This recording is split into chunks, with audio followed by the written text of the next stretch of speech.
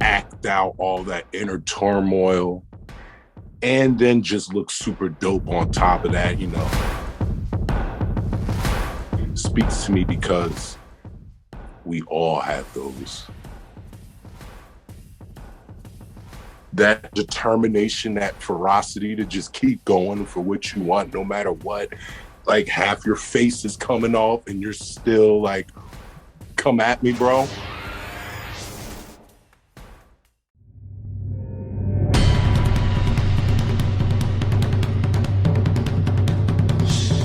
Mm-hmm. Marvel, are you a Marvel guy or a DC guy? Marvel or DC? That's not fair. Because Marvel is killing the movies right now. Yeah. And so it's like, but it's like if DC would just kind of get their stuff together, they would be on par. So I'm not gonna answer the way you want me to answer. I love Marvel and I love DC. Batman is number one to me. Wolverine is second. So that's why I can't have a favorite, man. I love great characters.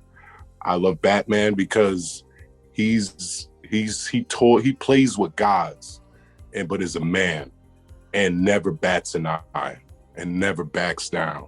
And that determination and that willingness to just go no matter what speaks to me. That's why I mess with Batman. And Wolverine is the same. He's the smallest.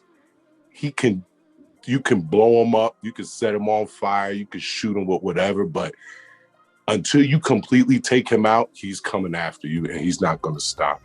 So just that determination, that ferocity to just keep going for what you want, no matter what. Like half your face is coming off and you're still like, come at me, bro. Come on. That reminded me of the intensity of the Wolverine scene with Jean, when it was going after Jean, and you see your skin peeling off, and you're like, he earned my respect with that scene. Like after that, I was like, man, this guy has my respect. It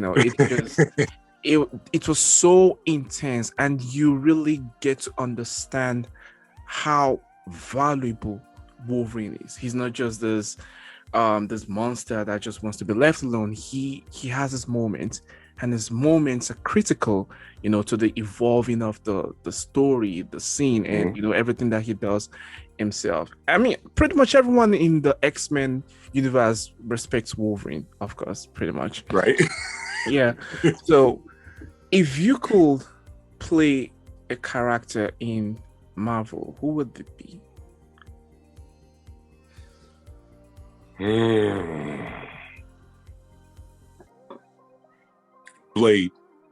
Blade. Why?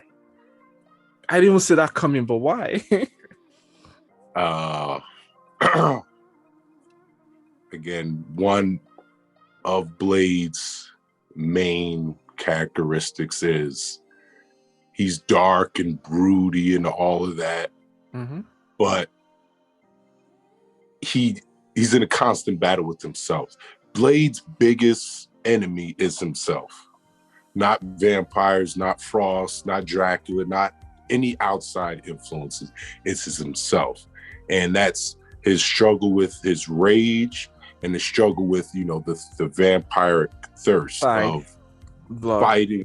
Yeah, and not wanting to feed and retaining his human side. And that speaks to me because we all have those. Everybody on planet Earth has a internal struggle that they battle with on a daily, minutely, hourly basis that forces us and challenges us. And so just with that alone connects with me and why I would love to play Blade. The opportunity to act out all that inner turmoil and then just look super dope on top of that, come on. You heard about Blade 4 coming out, and it's going to be this guy, Marshall Ali. Yes. What do you think about that? Honestly, when I first heard it, I was like, huh? I He's mean, not martial Wesley arts also Snipes. dope as dude. He's not Wesley Snipes, but he's dope. I was like, he's not Wesley Snipes, and he doesn't know kung fu or anything like that. So I was automatically just judging him. But then as soon as I started doing that, I caught myself, I'm like, no. But neither did Sticky Fingers when he reprised the role in the Blade series, which was Dynamite. And so I'm like, no, this is a different Blade. This is more superhero Blade, more integrated with superheroes in the MCU Blade. So this is a different type of character. So they need a different type of actor. And as soon as I talked that with myself, I'm like, oh, this dude is going to kill it. Because he's a phenomenal actor, like hands down. Everything he's done just killed. So I have no doubt he's going to bring nothing but the best to this role. True. If okay, how about if you could play a role in DC? DC. A role excluding Batman. Okay.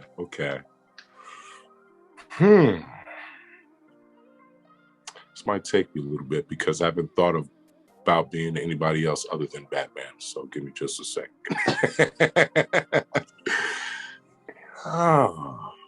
Because DC has a full of lot of characters. You know, I like Martian Manhunter, actually. Because he too has internal struggles, and I like heroes that don't have a goofy weakness like Kryptonite, like Superman. Like you got this god character, like he puts this little rock in front of him, and he turns into a little girl. I don't like that.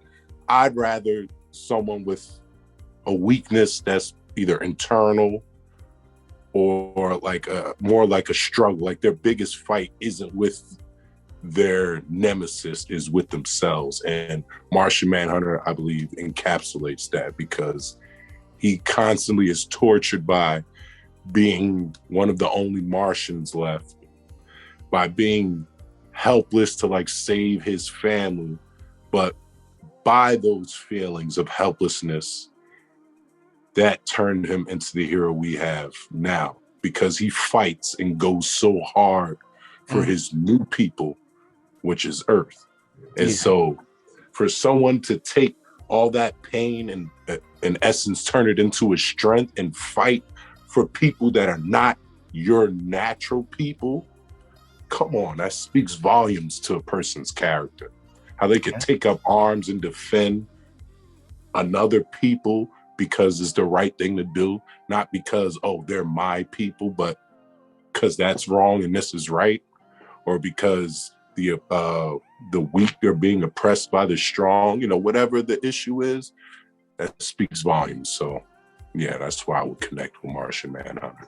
That's deep, though. That's deep. Funny enough, I watched Justice League, the cartoon, very recently.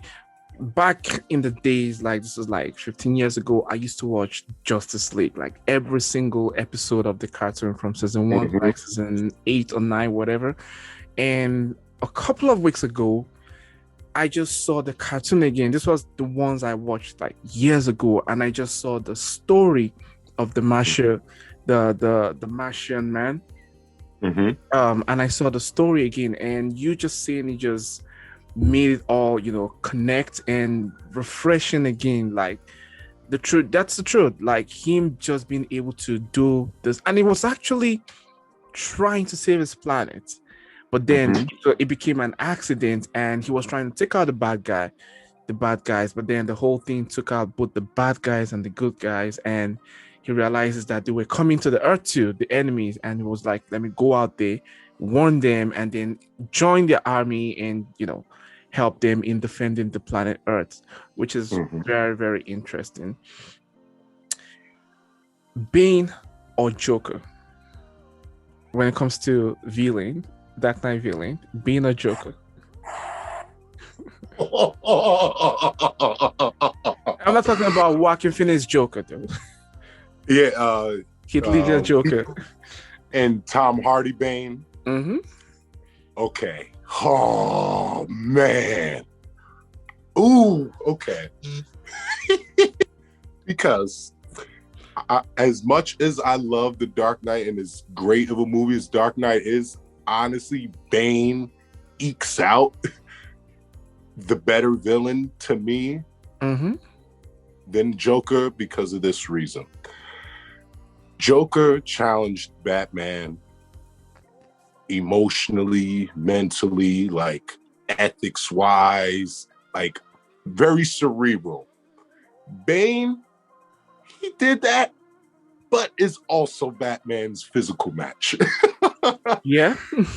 So that's why just he kind of, they're the same, if not a little bit better, Bane is to me, because he literally broke Batman down mentally, physically, took all his stuff. Everything. like that fight, that first fight, he's like, oh, before I destroy your city, now I'll show you where I laid my home. Right underneath yours, and I'm taking all your stuff. So ain't nothing you can do about it, Batman. Cacao! I'm the man. And so with that, I'm just like, yo, Bane is the man. Bane has some power lines. Power dialogue. Like line, okay. When they first start the fight and he catches him and he's like, victory has cost you your strength.